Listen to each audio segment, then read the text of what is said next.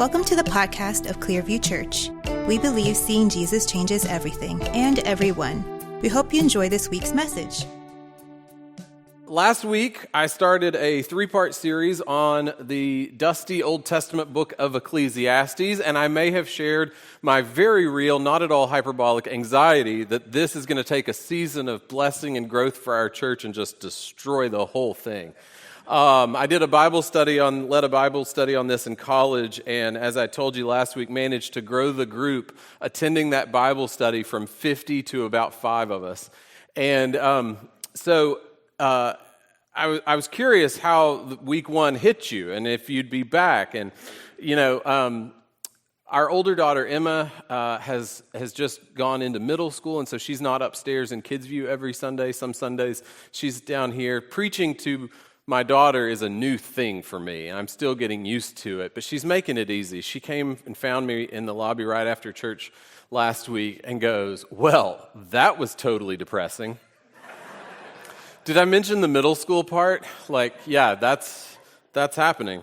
And I replied, no, it's not totally depressing. I've still got next week. That's what week 2 is. I'm kidding. There is real hope and real value in this book, but not yet. Question for you. Do you wish you were happier? Do you think that you could be happier if you just had something?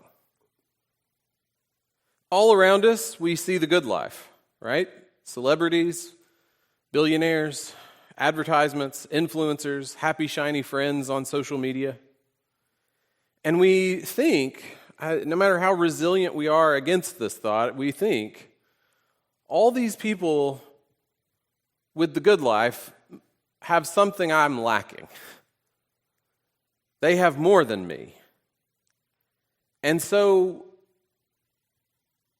we have different ideas about what that something is, but we think that we need it. And so what we do as often as we can is we chase it. And that was part of Deb's testimony, right? She wasn't just dabbling, she was chasing something, searching for something.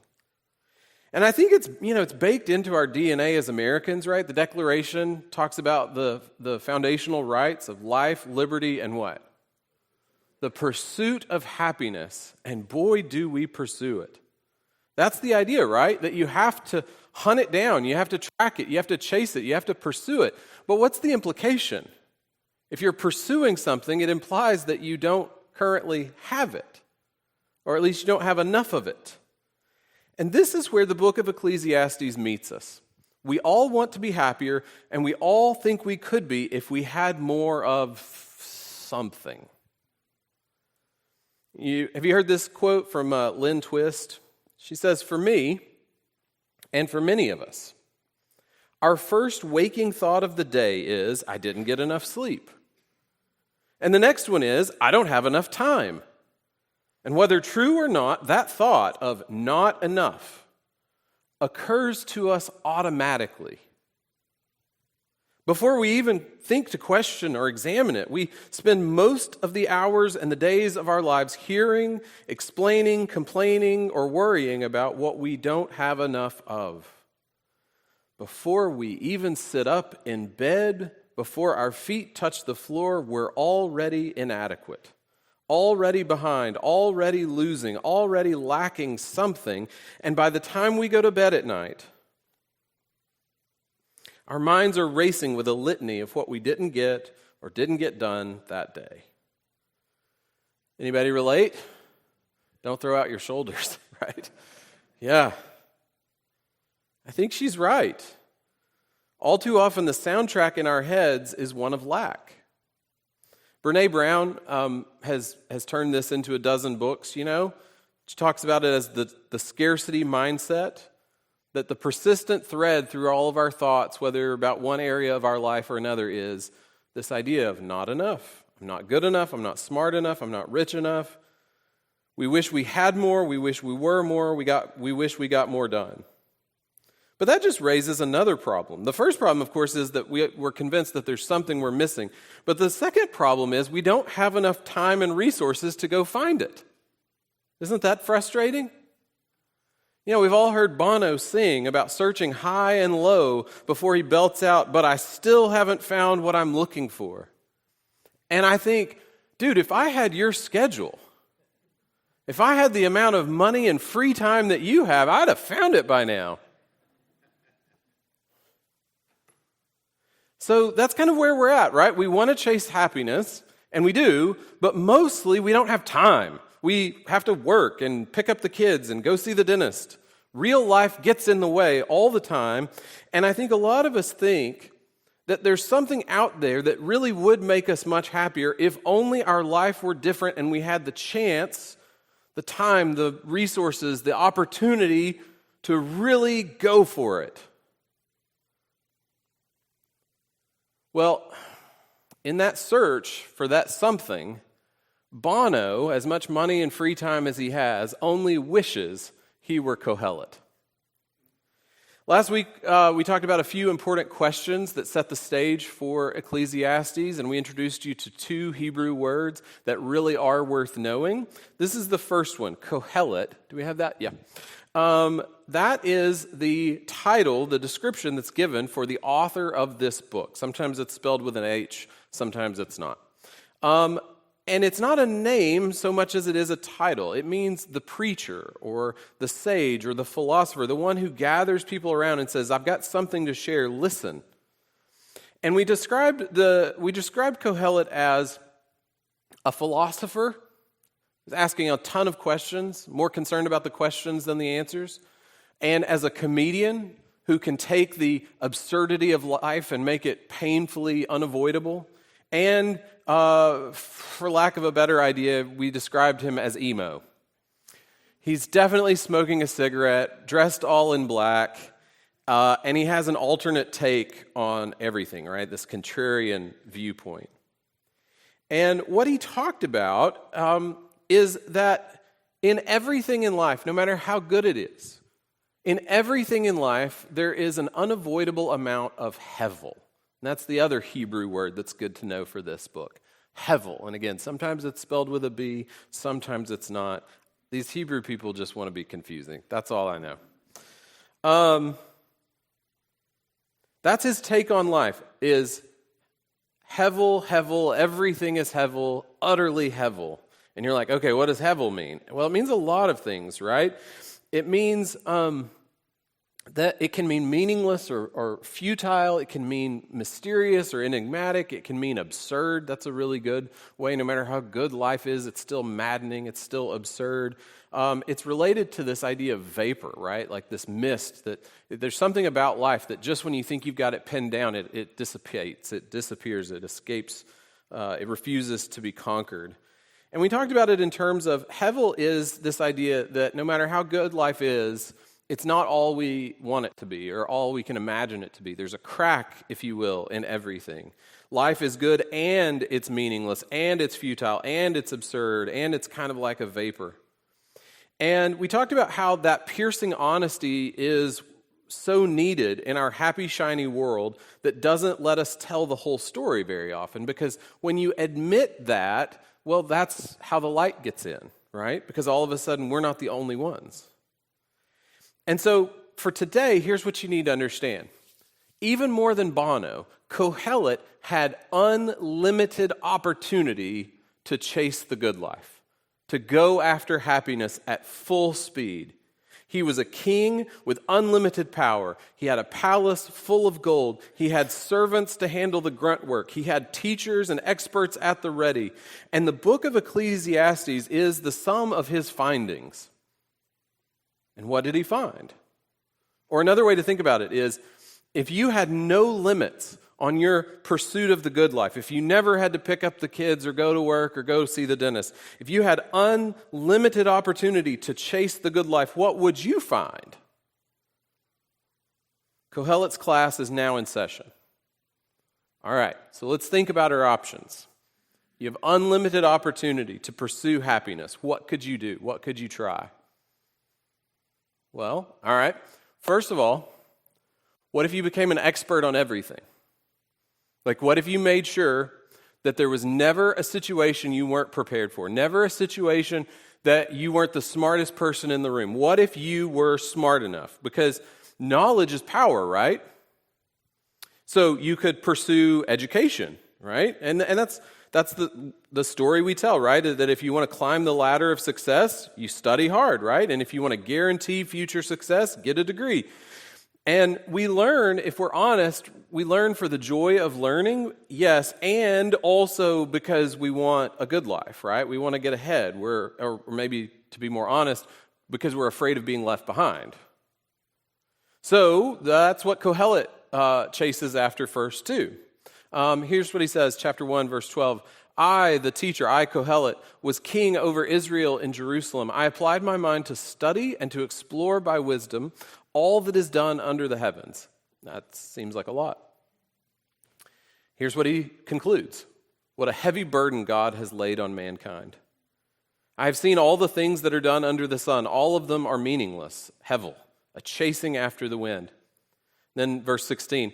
I said to myself, look, I have increased in wisdom more than anyone who has ruled over Jerusalem before me. I have experienced much of wisdom and knowledge. And then I applied myself to the understanding of wisdom and also of madness and folly, but I learned that this too is a chasing after the wind. For with much wisdom comes much sorrow.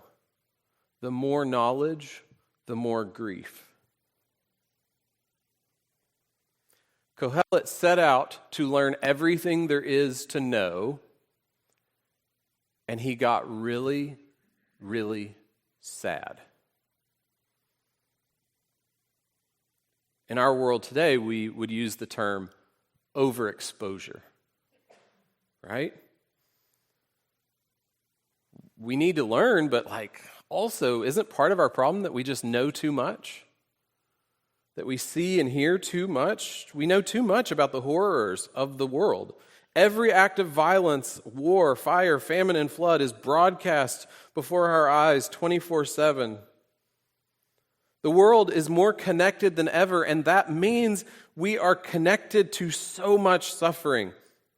And so his conclusion is not just that knowledge is no guarantee, right? People with degrees get laid off too, and really smart people can get caught in floods. But that there is a sorrow to the increase of knowledge. Knowledge, in other words, even if you had all of it, it isn't enough. All right, so we still want to be infinitely, permanently happy. What else can we go after? Let's cut to the chase. What if we just do what feels really good? So that's next. Kohelet pursues pleasure, good old-fashioned hedonism. And this is a passage that's so honest about corruption and hedonism, I'm a little nervous to read it in church. Here we go. I'm going to get emails. I said to myself, come now, I will test you with pleasure to find out what is good. But that also proved to be meaningless. Laughter, I said, is madness. And what does pleasure accomplish? I tried cheering myself with wine and embracing folly, my mind still guiding me with wisdom. I wanted to see what was good for people to do under the heavens during the few days of their lives.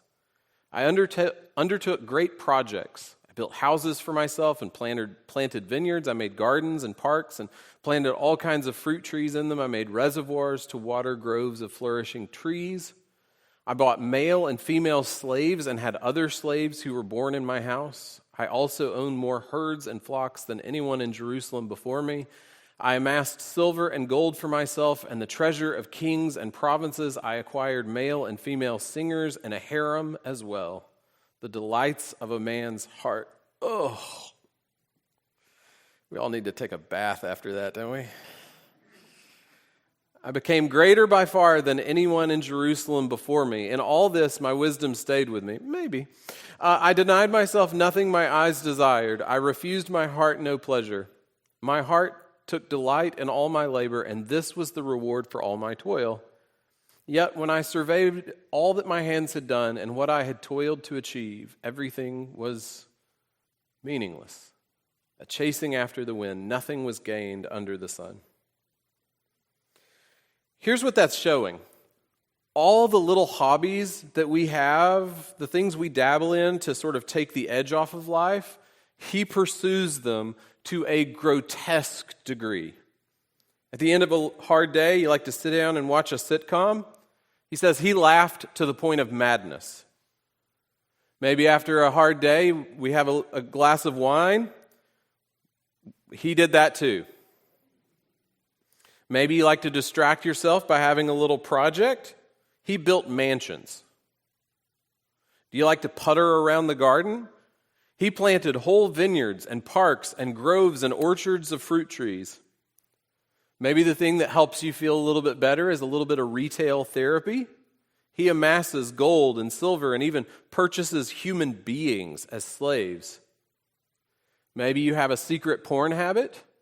He had a harem. He denied himself nothing. And what was his conclusion? That he also gained nothing.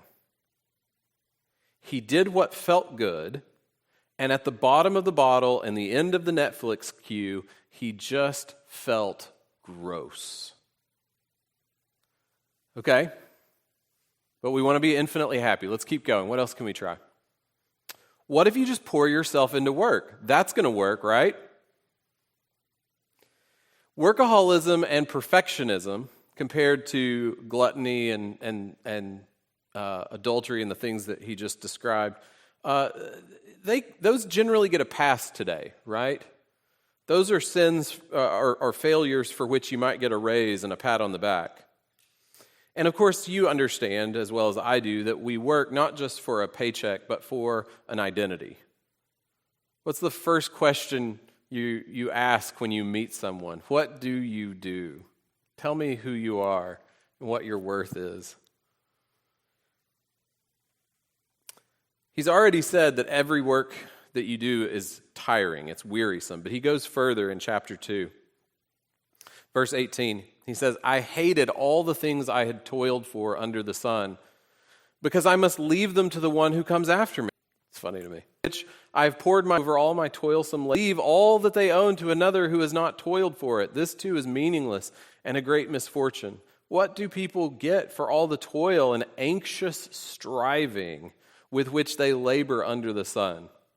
That's a pretty significant diagnosis for something written thousands of years ago, isn't it? What do people get for all the toil and anxious striving with which they labor under the sun? All their days, their work is grief and pain, and even at night, their minds do not rest. This too is meaningless. He says hard work is no guarantee either. You can work your whole life, and maybe there's a big harvest, but maybe there's not. And even if there is, well, what happens to it all when you retire or you pass away? Someone else gets it all, and they might be an idiot. Jessica and I bought our first house, and it was just this beautiful little house. It was 2-bedroom and 1 bath, and it was just perfect as it was, except the electricity, but that's another matter. But it was just really perfect as it was. And we, at one point, when we thought we were going to start having kids, we had somebody come in and draw up plans of like, what if we added on another bedroom and another bathroom? And we just concluded like, it messes up everything. The whole flow of the house, you wouldn't have any yard left. It just doesn't work. It's meant to be a small, little, cute house. And so we made the painful decision to put it up for sale. And at that time, the market was really hot. We got competitive bids. One was from a family with kids, and we thought, hey, if we can't fit in here, they can't fit in here. And the other bid was from a retired couple. It was just the two of them. That's perfect. So we sold it, and they added on immediately. And they didn't even do it like we would have. It's awful. It's ruined forever. What do people get for all the toil and anxious striving with which they labor under the sun? Even when work is joyful and fruitful, it's still hard. It makes our bodies sore and our minds race, and we lose more sleep than we should. Okay. So knowledge, pleasure, work, those are out. But we still want to be infinitely, permanently happy. So what can we chase? What if you just make a ton of money? Ecclesiastes 5. I have seen a grievous evil under the sun. Wealth hoarded to the harm of its owners. So wealth lost through some misfortune, so that when they have children, there's nothing left for them to inherit. Everyone comes naked from their mother's womb, and as everyone comes, so they depart. They can take nothing from their toil that they can carry in their hands. So Kohelet says, if you make a lot of money, there's three possibilities. Number one, you keep it. That's hoarding, and it's bad for you. It hurts you. Number two, you lose it. And that also hurts, because then you have nothing for your heirs to inherit. Or number three, you die, and you can't take it with you. And again, there's the real chance that your heirs are idiots. So it's so current, right? Like so many of us, we think of money as the answer for our anxiety. But what he's pointing out is that those are two totally separate things. It makes me think, do any of you remember the Adam Sandler skit on SNL from a few years ago where he plays this Italian, the owner of an Italian travel company? He's inviting you to come on his tour to Italy, but then he also, I guess he's gotten too many bad Google reviews, so he wants to set your expectations right. So he's like, we always remind our customers, if you're sad now, you might still feel sad here. Okay? Do you understand? Does that make sense? Our tours will take you to the most beautiful places on earth, but remember, you're still going to be you on vacation. If you are sad where you are and then you get on a plane to Italy, the you in Italy will be the same sad you from before, just in a new place. Does that make sense? There's a lot of vacation can do. It can help you unwind, see some different looking squirrels, but it cannot fix deeper issues like how you behave in group settings or your general baseline mood. That's a job for incremental lifestyle changes sustained over time. And the same is true for money, right? You can buy things, you can buy experiences, but you cannot buy salvation, and you cannot buy transformation. And if you're not clear on that, then the you with a ton of money might be worse off than the you without that ton of money. Cynthia Heimel, who used to write columns about what was hot in culture in New York City, described several people she knew from growing up as young adults who were struggling actors and actresses. Folks who would audition and then go work at a restaurant or a bar to pay the bills. And she says they all thought that if only they could make it in the biz, then they'd be happy. She says it doesn't work that way. She says the minute a person becomes a celebrity is the same minute they become a monster. You go, wow, that's harsh. But she says it's true. She says instead of happy, all of these people she knew, when they finally got the thing that they were going after, they didn't become happy, they became mean. Because all the character flaws and insecurities that they had were now twice as bad as before. And so she says, honestly, she pities celebrities. Here's the rest of her quote. She says, they worked, they pushed, and the morning after they became famous, they wanted to take an overdose. Because the giant thing they were striving for, that fame thing that was going to make everything okay, that was going to make their lives bearable, that was going to provide them with personal fulfillment and happiness had happened, and nothing changed. They were still them. The disillusionment turned them howling and insufferable. Wisdom and credentials, pleasure and numbing out, work and accomplishment, money and power. Kohelet chased happiness at full speed in every possible direction. And you've heard the idea that life is too short to make all the mistakes yourself, so you've got to learn from the mistakes of others. This is that, right? We often think that we just haven't caught happiness yet, or that there's hevel in our life because we just we made the wrong choice. Like life is a game show where you pick door number 1 or 2, and we just happened to pick the wrong door, and we need a chance to pick the other one. But here's the thing, if your life were different, if you had more of whatever that thing is that you're convinced you need more of, you wouldn't be happy for good. If you had enough time and opportunity and support and spending money and applause and control, we want to say, if I had enough of that, then I'd really have something. But Kohelet had all of that, and he says it doesn't work. So we got to get really honest here. What's the thing that you're telling yourself that you just need more of to have the good life? What if that story, the story that you lack enough to be happy right now, is the reason you're not happy? Bobby Jameson, a pastor who's written on Ecclesiastes, and I really like some of what he's written, and I really don't like some of what he's written, but this quote alone was worth the book. He says, one way to be unhappy is to lack what you most want.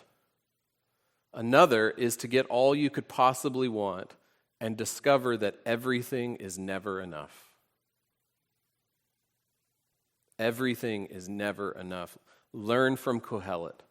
Everything is never enough. The problem isn't with your life or your stuff or your body or your family or your job or your choices. There is a problem with everything.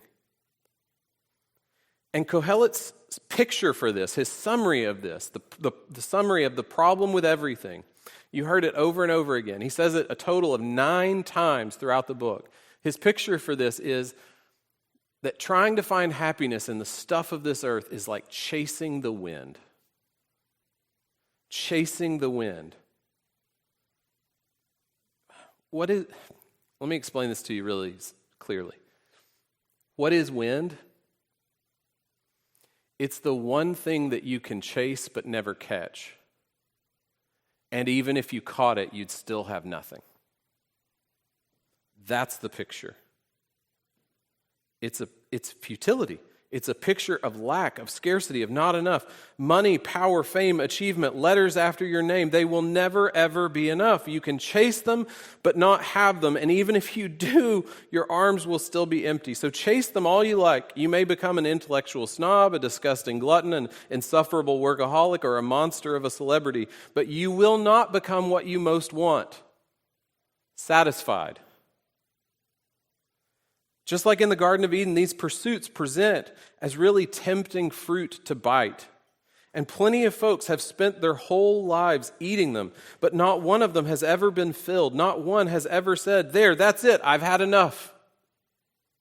Again, one way to be unhappy is to lack what you most want. Another is to get all you could possibly want and discover that everything is never enough. So, that's fun. Okay, so what do we do? Do we just swear off knowledge and pleasure and work and income? That seems foolish too. And here's where Kohelet has a real valuable suggestion. See, I told you there would be. But it's too often missed because of all the doom and gloom in Ecclesiastes.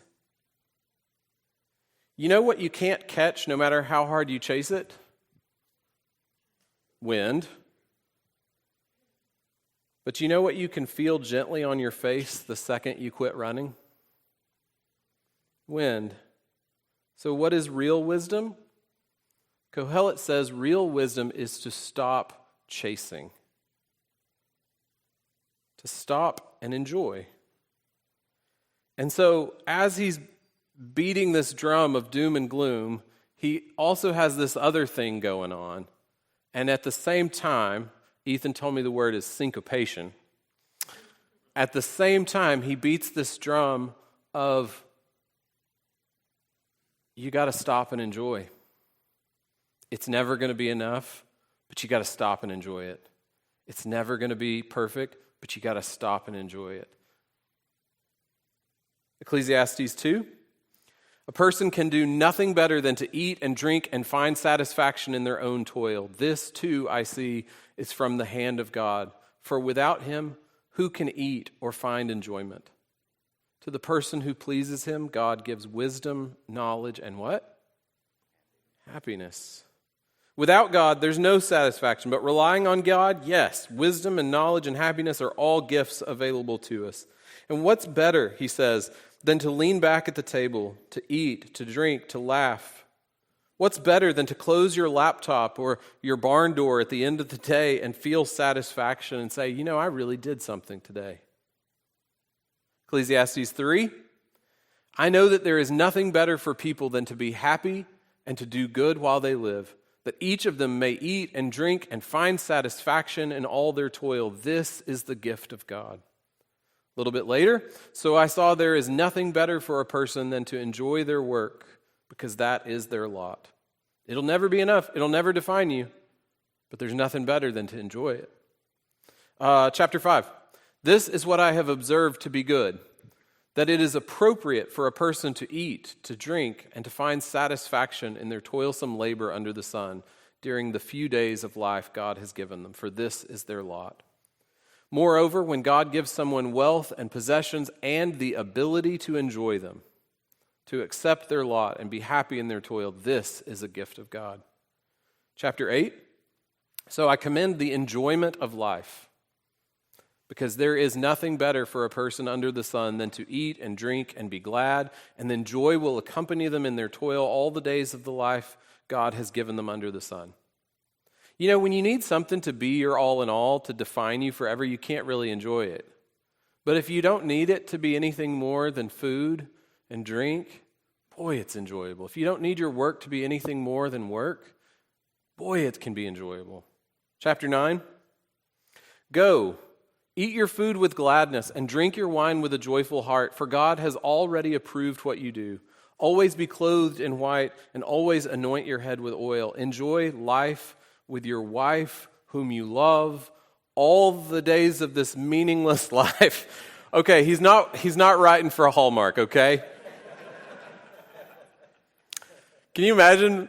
I enjoy my life with you, honey, whom I love, all the days of our meaningless life that God has given us under the sun. Happy anniversary. All our meaningless days. For this is your lot in life and in your toilsome labor under the sun. That one's actually my favorite, though, and I'll tell you why. Because it's always both. Life is good and it's hevel. And it's not like it's one on Monday and the other on Tuesday. It's always a mix of both. Right? It's a gift and it's hevel.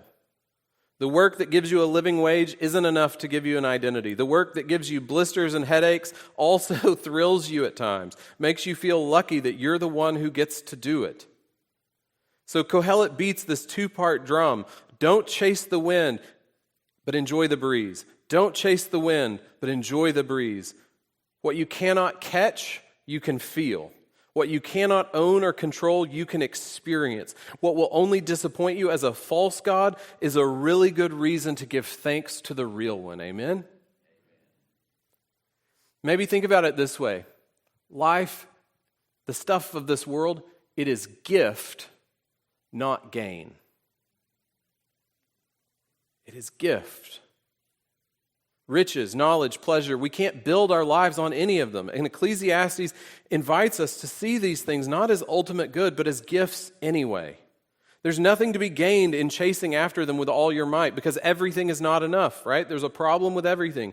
But if you can sit with your family at the table, if you can gather with friends, if you are able to earn your bread and to laugh at the absurdity of it all, to check out a book from the library or audit a course at the local junior college, to put down your work at the end of the day and say, that was good. Oh, what a gift. None of those things can be God for us. But all of them can remind us that there is a God, and every day He sets the world before us with the same loving instruction. Enjoy. So I would hope that from today we would all take stock of the thing we want to be our life and decide to stop chasing that wind. and not just immediately latch onto something else to chase, but instead to see the problem with everything. It's all wind. It's all hevel. And I hope that permission, though, feels like freedom, like an invitation to enjoy all of life as a gift, even though there's some hevel in it all. Okay? Now, is that all that Kohelet has for us? I mean, is that really enough to eat, drink, and be happy? Don't let hevel turn you into a maniac? It seems to me there's still some really big questions, like, why isn't everything enough? And how can we enjoy when there's hevel? And isn't there more to hope for? And, next week. Would you pray with me? God, we love you so much. Give us eyes, minds, and hearts right now to receive your love in every good gift. To feel the breeze on our way out today. To hear the sounds and see the colors. To see the relationships, the friends and family that you've blessed us with.